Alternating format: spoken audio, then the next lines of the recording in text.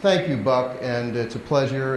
Mr. Revelle was instrumental in running the FBI's terrorism program in those very special years where we had so much going on in the Middle East and blazing new territory. And for the first time as a nation going after terrorists abroad and trying to get them back to the United States for prosecution. We had some successes, we had some disappointments, but we always worked hard. I also want to comment, I've had people skip out of my presentations before, but I've never had anybody had a root canal before in order not to show up. That's pretty drastic. But I want to thank the World Affairs Council for having me tonight. And I want to talk to you a little bit about the profession of negotiations, a personal journey for me, a journey of a very unique specialty within law enforcement, and to get into a couple larger areas and then take some of your questions. I'll start off by saying my parents gave me to the FBI at a young age. I joined the FBI at 22, right out of college, and I was too young to become an agent, so I started, as Mr. Revelle said, as a support employee. When I finally got to agents training school, during the initial training there was an orientation, and there was this brand new discipline called hostage negotiations. And the FBI was talking a little bit about it, and I said, well, when I have enough seniority, I want to go to that training. It sounds very, very interesting to me. And as an aside, the way the FBI got hold of it, it did come from New York City Police Department. Some of you remember the Al Pacino movie, Dog Day Afternoon. Well, even though only one bad guy was killed and the hostages survived, it was bungled pretty badly by both the FBI and New York City Police Department. We had the Attica prison riots, which ended terribly, where a large number of correctional officers were killed by their rescuers. And then we had the Munich massacre in '72. These things combined said, incentivized New York to say we have to have a better way. Well, there's an interesting story about that. They devised this program, Frank Boltz, Harvey Schlossberg. They came to the FBI Academy and they met with a very wise agent. And they said, we would like the FBI to look at this program and to see if it's as good as what the FBI does. Because back then, even to some extent today, but back then particularly, the FBI was the source of almost all information for police departments around the country. So this wise agent said nothing but took the material. 2 weeks later, New York comes back down. They said, well, is it as good as what the FBI does? And with a straight face, the agent said, it's exactly what the FBI does, word for word. We stole it, lock, stock, and barrel. And shame on us if we didn't recognize something very positive. Well, the embracing of that idea has led to countless lives saved. Before then, when law enforcement confronted an armed individual within a building, within a house, a bank, we would say, come out, and they would say, no. And we would say, okay, we're coming in to get you. And oftentimes people would get hurt, including police officers. Sometimes police officers would hurt the bad guys, sometimes we would hurt hostages, mistakenly. We had to come up with a better way. And what this better way was a realization that in hostage situations, when someone is holding someone for the fulfillment of a substantive demand, that they're there to get their demands met, not typically to die. So when someone goes in that bank and the police show up before they've been able to make their unauthorized withdrawal, and now they're trapped in the bank, they say either, if you come in here, I'll kill the hostages. So that's a defensive threat. Keep the police away. And then they'll say, if I don't get a getaway car and money, I'm going to kill a hostage. Now, the chances of that happening are very remote, because why did that person come here today? I think I'll get up this morning, go to a bank, and have a confrontation with the police. No. They went to get some extra spending money, and it just didn't work out. So initially they feel empowered, and what we do in those situations, hence the title of my book, we stall for time. We slow down the process. We make them work for everything they get. Every single thing. And I'll give you a little story how that works. There was a hijacking in the 70s in New York. The young man had a plane and he wanted to fly to Europe. The FBI agents, not formally trained as negotiators, were talking with him. And at some point in time, the young man said, and by the way, I want a hot cup of coffee, cream, and 2 sugars, and I want it out here right away. Feel very empowered. I can make them do whatever I want. I'm holding hostages. About 2 or 3 hours later, the FBI delivered a cold cup of coffee, no cream, no sugar. The young man surrendered 15 minutes later. They asked him, why did you surrender? He said, I figured if I couldn't get a decent cup of coffee, the plane thing probably wasn't going to work out. Well, that speaks volumes about bargaining, quid pro quo bargaining. We make people work for everything they get. They realize at the end of the day, that they're left with two simple choices. Either comply with what the police are asking you to do, surrender peacefully, or run the risk of being seriously injured or killed by the police. Fortunately for us, in almost all situations, they make the right decision. Very few loss of life in those. However, when I became a full-time negotiator, because having done a number of these things, after Mr. Revelle burned me out on my international flights, became a full-time negotiator at the FBI Academy. There was only 3 of us in the FBI. And I began to teach this around the United States, and I realized that what police were really facing were not those bargaining situations. They were, in reality, emotionally driven situations. And in fact, 90% of what police officers and FBI agents confront are someone who's enraged and angry and out of control, often engaged in self-destructive behavior. They don't even know what they want to accomplish. Typically, their demand of the police is go away, leave us alone. And it's often someone holding their employer who they feel has wrongly fired them. They're holding a lover that has decided to leave them, a mother who's taken the children and gone away. So there's always a sense of loss of self-esteem, loss of a relationship. So the job now is to do something different. How do we get leverage with? How do we help influence somebody who wants and needs nothing from us? Well, what we came up with, we borrowed from the mental health community, active listening skills. They're communication skills based on trying to develop a relationship with somebody. And I can illustrate it best in something I used in front of police audiences for years. It's the old teeter-totter from grammar school. Remember in the grounds, one's up, one's down, one's up, one's down. On the human behavioral spectrum, when emotions are high, rationality is low. I defy anybody to refute that. Now what we do as negotiators, through the passage of time, through creating a relationship, we lower the emotions. And look what comes up when the emotions come down. Rationality, the ability to think more clearly, the ability to see that there's other alternatives to this tunnel vision of violence that I'm locked into. That's what we do, that's what we teach. And we use these skills. We call it active listening because many people think listening is a passive endeavor. It's not.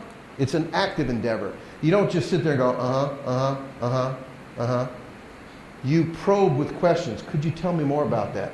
Really seems like that affected you very deeply, and you're concerned what's going to happen between you and your wife. Whatever it might be, good probing questions. You identify how they feel, the content of what they're saying, and the emotion behind it. What we have learned in social science, it is the most powerful way to influence behavior.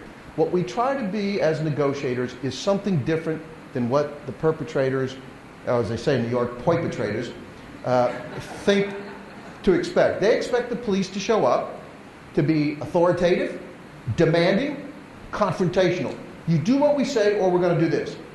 What happens? Gary shows up and says, boy, could you tell me about that? It really sounds like you're upset today. What happened? We're something different than what they expect. We're empathic. We're listening. We're genuine. We're respectful. And we create a relationship. And then you get to a point where all of a sudden they say, I just don't know what to do. Now, for me as a negotiator, I'm really cranking up dollar signs when I hear that. Because when somebody says something to me like that, I'm saying, now's my opportunity to say, well, have you thought about this or that? I've earned the respect to be of influence. We don't get influence just because we have a brilliant idea or because we have the letter special agent in front of our name or we're a manager or supervisor or whatever it may be in your walk of life. We get through respect through showing empathy, through creating relationships. So what I'm really talking about here, and I believe this applies in everybody's life, whether you're dealing with your spouse, your children, co-workers, an angry neighbor, is we have to earn respect and we have to listen to people. It is the cheapest concession we can make. Now, when I try this at home, by the way, Mrs. Noesner of 36 years, although I've only been home 15, I'll say, well, honey, it sounds like you're very angry at what I did. She says, don't even try that here. Don't go there.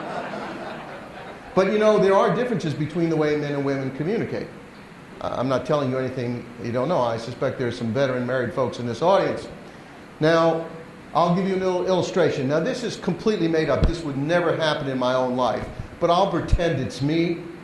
So I'm home after a hard day's work, and I'm sitting in front of my TV with the greatest invention ever made, which is the channel changer. And in my home, I've got access to 200 channels, and I can go through them really fast. And unless I see a car chase, an explosion, an athletic event, I'm not slowing down. I am not stopping at the Home Shopping Network. I am not buying jewelry. And I'm not going to watch somebody plant a garden. I'm looking for action stuff. So I'm going through this, and I'm tired, and I have an adult beverage, and I feel this presence behind me.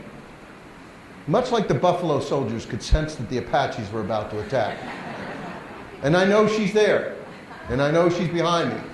I'm watching the TV. I'm very busy, as you can see. And I hear this. Now, the ladies know exactly what that means. We men have no idea at all. What it means is, my beloved husband, I would like to converse with you. What men hear is, we have no idea. Men need clear directions. We don't need subtle. We don't do subtle. So I ignore it. And I continue to flip through my channels and drink my adult beverage. Now she takes the next phase in women communication, which is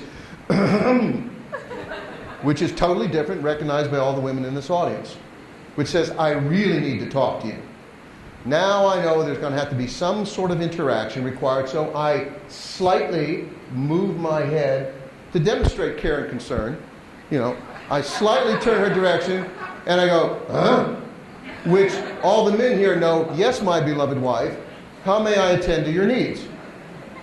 This seemed not to work particularly well, so she says, I can't believe he did it again. Oh, gee, that's a kind of an open sort of statement that requires some kind of follow-up on mine. I can't just say, yep, nope. So I know what I have to do. I say, what? I can't believe my boss made me work late again. This is the third Friday in a row. Well, my wife is lucky to be married to the most brilliant communicator on the face of the earth. Because of 5 seconds of hearing her story, I identified the problem, I solved the problem, and I was ready to move on. Because I said to her, now turning one eye completely away from the TV, you tell him you will not work late on Fridays again. Could you get me a beer out of the fridge, hon? When's dinner? Now, for some reason, I know the men will be surprised to hear that, my brilliant solution of her problem did not seem to satisfy her needs. So she gets on the phone and speaks to her friend down the street for an hour, and her friend never tries to solve her problem, believe it or not. Her friend just does all this stuff like, oh, tell me more about that. Must have made you so frustrated. I had a boss like that once. Well, you know what? And I hate to say this, guys. We got to get in touch with our feminine sides to be negotiators. We got to be better listeners. Now, of course, that never really happened to me. You know I made that up. I'm a far more attentive husband than the example I gave you. But anyway, we all have to stop what we're doing, focus in, whether it's our children, our spouses, our co-workers, and really focus in on the problems and issues. You know, I found as a manager in the FBI, I very rarely had to solve people's problems. All I had to do is give them my full attention and listen to them. People want to be listened to, they want to be respected, and they want to be understood. And when you do that, it is the most powerful interpersonal communication tool possible. Now, I want to tell you another little funny story before we run out of time. There's a lot of stuff to talk about. Some of it serious, some not so serious. But to show you how this crisis stuff works, I'm on the Washington Mall, the scene of one of our great 4th of July fireworks displays across this nation. And I had friends in the park police, and they used to let me park my car close. I know that's not official in the Bureau, but I used to do it. And I'd go there with my family. We'd have this huge picnic. We'd bring neighbors. We'd put out a blanket, potato salad, baked beans, adult beverages, getting ready for the fireworks. My beeper goes off, back when we carried beepers. It's a number in South Carolina. I get on my cell phone, call the number. It's Mike Duke, one of the FBI negotiators in South Carolina. He says, I'm on my way to Charleston Harbor, where a gunman has taken over the USS Yorktown, a decommissioned U.S. aircraft carrier. And he's fired off shots, and he's really angry. Now, I put my adult beverage down. I handed the potato salad to Mrs. Chief Negotiator, and I said, what can I draw from this information? 4th of July, is there some symbolism there? Decommissioned U.S. aircraft carrier, some symbolism? Yeah. He's fired off rounds, but he hasn't shot at anybody particular. Somebody really wants some attention. Somebody's having a very, very bad day. My guess is this person's going to be a veteran. And he's upset with benefits, lack of ability to live the kind of life he wants after whatever service he was in. So I tell Mike we're going to have to use our crisis intervention model. Go there, we're assisting the police. Tell them this is not a bargaining thing. We've got to use crisis intervention skills. Call me when you get to the command post and get briefed up.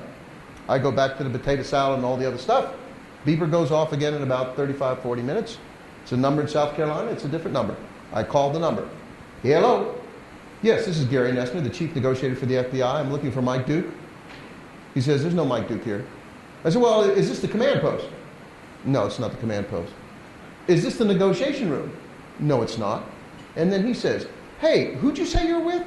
I said, this is Gary Noesner. I'm the chief negotiator with the FBI. I'm calling down because of the situation. He says, oh, I'm in bigger trouble than I thought. And you can see the light bulb go on in my head. Say, you wouldn't by any chance be the gunman, would you? Yes, I am. Hi, how are you? What's your name? My name's Jim. Right then and there, from 400 miles away, I'm talking with Jim, who's really angry and upset. And he's having a really bad day. But you know what we try to do? We try to save the Jims of the world. Now, I knew I shouldn't be negotiating with him from a long distance, but it wasn't quite right to get off the phone, so I stayed on the phone with him for a while. I assured him that nobody wanted to hurt him. We had a nice conversation for a while. I was encouraged that I thought they'd be able to reach out to him.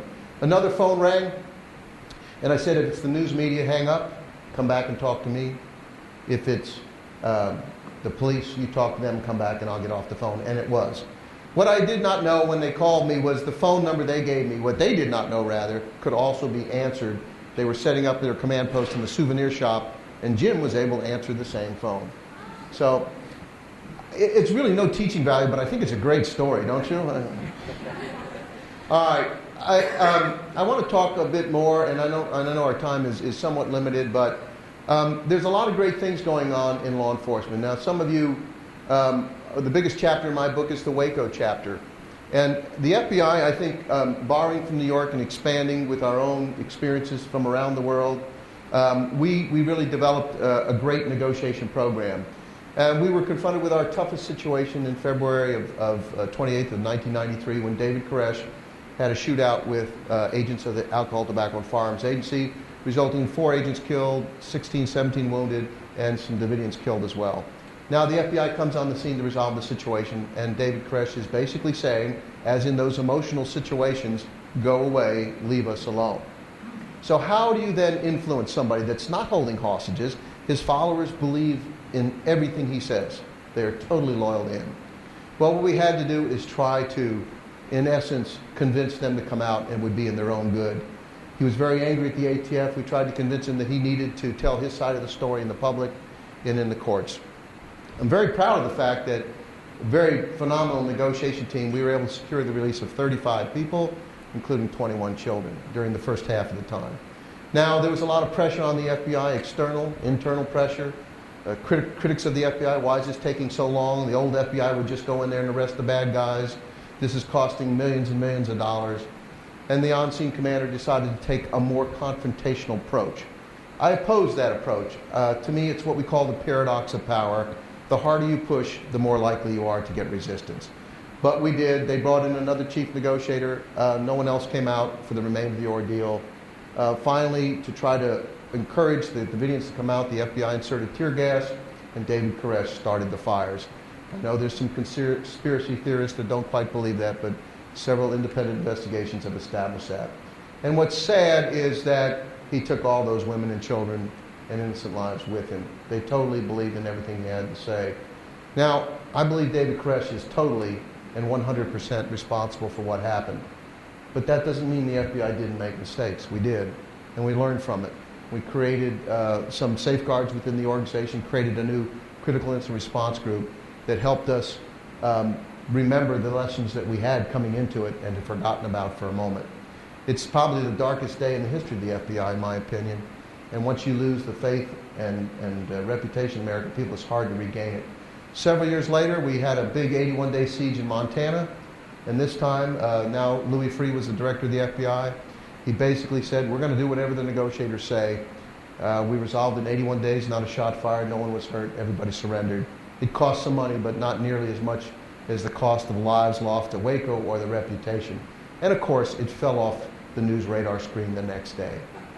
No violence, no fires to film. So, in my book, I talk about both small cases and big cases like that. And I'm very proud of the FBI. I wanted to become an FBI agent at the age of 12 when I was watching the Mickey Mouse Club after school. Yep, that's the reason. I'm watching the Mickey Mouse Club, big show back then for kids in the 50s and 60s. And the young host went and interviewed J. Edgar Hoover himself. And he was talking about the incredible job agents do working organized crime, chasing gangsters, catching spies, arresting bank robberies. I said, sign me up. But the piece de resistance is when they took the young host to the firing range and he shot the Thompson 45 machine gun. That was it. Katie barred the door. I'm going to become an FBI agent. My dream came true, and it was an honor to serve my country, as I know it was for everyone who was in our business. So I'm going to quit babbling because I know my talking time is up, but how do we want to do the questions? We'll take the first question from a student. But first of all, a big round of applause. Thank you.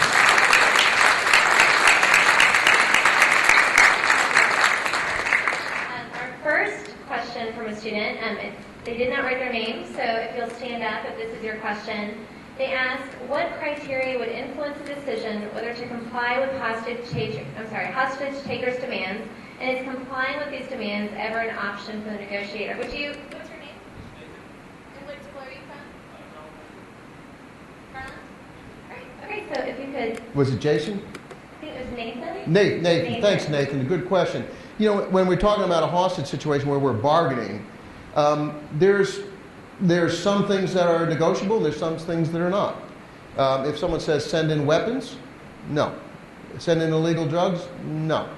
Exchange hostages, no, we're not going to do that. Send in food for a hostage, yeah, we can talk, we can do that. We might make minor concessions. But the bottom line with hostage takers is obviously the authorities can't concede and do whatever anybody wants. Because we would set the stage for a pretty terrible situation. But even in some pretty desperate situations, we're able to influence the outcome. It's a bargaining situation. If you do this for me, we'll do this for you. And when it's something good, I as the negotiator said, I got you that food. When it's something bad, I said, that evil Mr. Revell would not let me do it unless you sent a hostage out. All right? You can go high in business and government if you take credit for the good things and blame someone else for the bad things. It's particularly useful in government. But that's how we did it. So bargaining is a big issue. And you know what? You're going to be surprised to hear this, because in the history of the United States, this is unbelievable. We have never had a hostage killed on a deadline. In a hostage case, by my definition, someone held for the fulfillment of substantive demand. Why? Because when they kill the hostage, they know what's going to happen from us. That speaks volumes. Now I'll open it up to the rest of you. Does anybody have a question? We've got a mic, so if you'll wait for the mic to come around. Question, Roland? How do you feel about paying, it's a little off the mark from your discussion, but how do you feel about paying ransom as far as encouraging future kidnapping? Well, it's a great question, Ro, and I'll tell you why. Because when I was a young FBI agent, and Mr. Revell was a young FBI agent as well, we worked a fair amount of kidnaps for ransom in the United States. It was not at all uncommon. And you know what? We got darn good at it, and we caught the bad guys. They have to pick up the money, and when they do, they're very vulnerable to our techniques, skills, and abilities. And we never prevented or never said a family should not pay ransom. We said that's their decision. But if they decide to do it, the FBI is going to help them do it smart. So we can rescue the victim, arrest the bad guys, and recover the money. And we got so good at it that most bad guys in the United States have chosen another field or specialty within their criminal profession because they don't want to go to jail. Now, so it's the prosecution piece. Now, when you look around the rest of the world, let's take Mexico right now. Mexico City, #1 kidnapping capital in the world. The bottom line there is your chances of getting caught as a kidnapper are probably less than 5%. If you are caught, cut that number in half for those who are prosecuted. Cut that remaining number in half for those who are successfully prosecuted. Cut that number down to almost nothing for anybody that serves more than a year or two. there's no disincentive. And sadly, in most overseas cases involving American citizens, I worked over 120 of them, no ransom means no hostage coming out alive. So I believe that families and corporations sadly have to pay a ransom. Does it encourage kidnapping? Absolutely. But the answer is not to prevent the payment of ransom. The answer is to go after these guys, in my opinion, punish them, make them pay a price for what they're doing. It's like what we're seeing in Somalia. The pirates will continue to do what they're doing until they get spanked. Go ahead, Dean. In today's modern world, you're dealing with a whole different set of circumstances pertaining to the jihadists. So what is the tactic or strategy dealing with those types, particularly here in the United States, as it seems there's more and more of them? Does the strategy change? Does the tactics change when you're dealing with sort of a fatalist type of mentality? I don't know so much that our tactics have changed, but our appreciation of the fact that our ability to succeed with a peaceful resolution is far less than it was. When I was working overseas Middle East hijackings in the 80s, the Achille Laurel, TW-847, on and on, actually the terrorists then were as often secular as they were religious. And they could, in fact, be negotiated with and would more likely surrender to save their lives than die. That equation, as we know, has changed.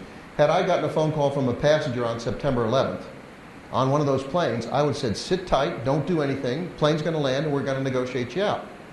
That would have been the proper advice to give, and it would have been wrong. The dynamic has changed. What we still do, however, and what I worry about is we should always undertake negotiations, even if we feel that down the road we're probably going to have to undertake a tactical rescue. Negotiation buys that time to help us gain better intelligence, get hostages released to tell us what's going on, gather more resources, plan our assault so it has a higher prognosis for success, all of those things, and in the hopes that that small percentage of cases we will find a terrorist, and there are some of them that want to live more than they want to die. But we do clearly in today's world, if jihadists are holding a plane at DFW tonight, it's going to be a high-risk situation, and it may very well end up with the authorities being left with no alternative but to conduct a rescue.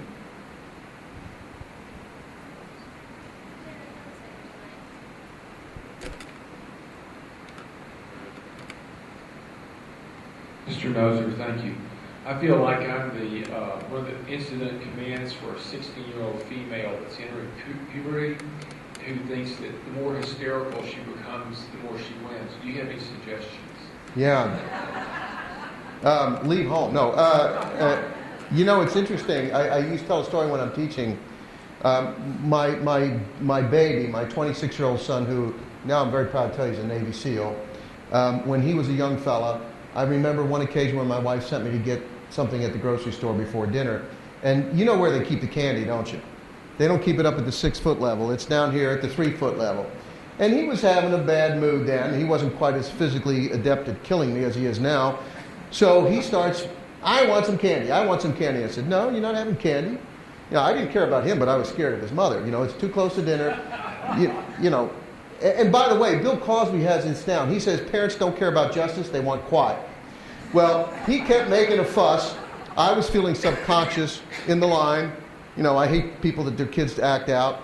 So I finally grabbed some candy, I throw it down, I said, here, there's your candy. Now what did my son learn? I know how to give candy. So we reward that behavior.